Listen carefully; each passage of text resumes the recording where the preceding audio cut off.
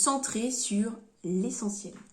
Dans cette vidéo, nous allons d'abord voir rapidement ce que c'est que de se centrer sur l'essentiel et surtout, vous allez pouvoir avoir 2 questions à vous poser au quotidien pour savoir si vous êtes centré sur l'essentiel. Enfin, savoir, je dirais même mieux, ressentir si vous êtes centré sur l'essentiel.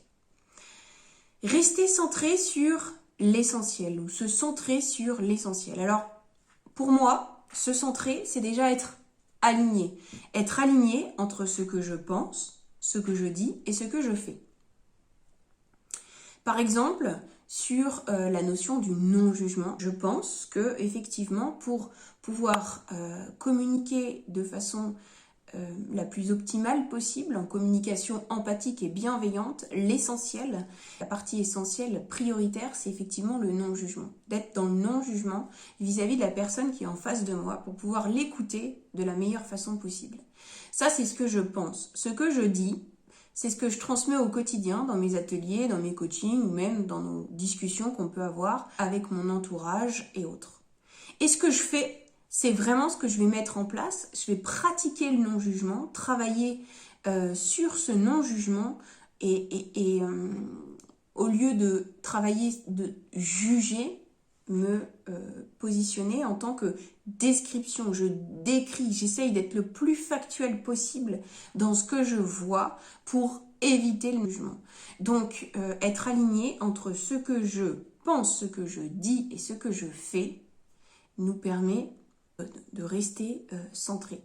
Et ce que dit Mahatma Gandhi, quand ce que vous pensez, ce que vous dites et ce que vous faites sont en harmonie, alors le bonheur vous appartient. Le 2e point de cette vidéo, c'est les 3 cercles de Stephen Covey qui, dans son livre « Les 7 habitudes de ceux qui réalisent tout ce qu'ils entreprennent », ces 3 cercles qui sont le cercle de contrôle, le cercle d'influence et le cercle de préoccupation. 3 cercles intéressants dans notre dynamique, puisque le premier cercle va être le cercle de contrôle. Là, dans ce cercle-là, il y a tous les éléments qui sont sous notre contrôle. On maîtrise nos actes et nos décisions. Sur le 2e cercle, le cercle d'influence, on n'a aucun contrôle sur les actions. C'est une autre personne que nous qui a le contrôle. En revanche, on peut influencer cette personne. Et le 3e cercle, qui est le cercle de préoccupation, celui-ci, on n'a absolument aucun contrôle ni aucune influence. Sur ce cercle-là, on retrouve alors la météo, les lois physiques, le passé. 4 pistes de vigilance qui interviennent dans ce cercle-là. La première, ça va être la complainte ou la rumination, de ruminer sans cesse, notamment le facile, l'exemple du temps. On va ruminer sans cesse qu'il fait un temps pourri, qu'on en a marre, que c'est casse-pied, etc. Ensuite, on va avoir la comparaison et la compétition qui sont dangereuses dans le sens où elles nous éloignent de notre essence même à chacun, de notre talent, notre diamant, notre joyau qui est au fond de nous-mêmes. Et puis ensuite, on va avoir la critique qui est toxique tant pour nous, sur l'auto-jugement, que pour la personne qui est en face de nous. Se centrer sur l'essentiel. Donc, 2 questions indispensables. La première est, est-ce indispensable à mon existence? Et la deuxième, est-ce sous mon contrôle? Donc par exemple, si je prends ma relation qualitative avec mes enfants, alors est-ce que c'est nécessaire, indispensable à mon existence? Alors je dis oui. C'est nécessaire à mon existence tant dans mon quotidien, parce que c'est quand même vachement plus sympa d'avoir des relations apaisées au quotidien, de s'écouter, de pouvoir écouter nos propres besoins et les besoins des autres, plutôt que de passer notre journée à nous crier dessus, à râler, avec les chantages et les menaces qui vont avec. Donc, est-ce que c'est indispensable à mon existence? Je dis oui. C'est d'autant plus indispensable à mon existence que ma mission en tant que parent est d'apporter toutes les clés indispensables à mes enfants pour qu'ils soient heureux à l'âge adulte. Donc, oui, c'est indispensable.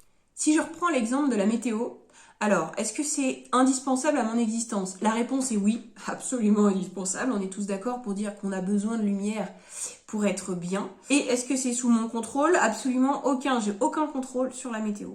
En revanche, le contrôle, c'est celui que j'ai de la façon dont je vois la situation et comment je peux vivre au mieux cette météo qui a été particulièrement pourrie ces derniers mois. J'ai donc acheté une lumière de luminothérapie, imprimé encore plus de photos de soleil, de mer, de montagne, de vacances et m'en inspirer au quotidien pour faire rentrer la lumière d'une autre façon, de danser, de voir des copains, parce qu'effectivement, la lumière passe aussi d'une autre façon et qu'on peut se réchauffer le cœur en mettant de la musique, en passant du temps avec les enfants, en passant du temps avec ses amis, en passant du temps à faire ce qu'on aime. Donc, les deux questions, est-ce indispensable à mon existence? Est-ce que c'est sous mon contrôle?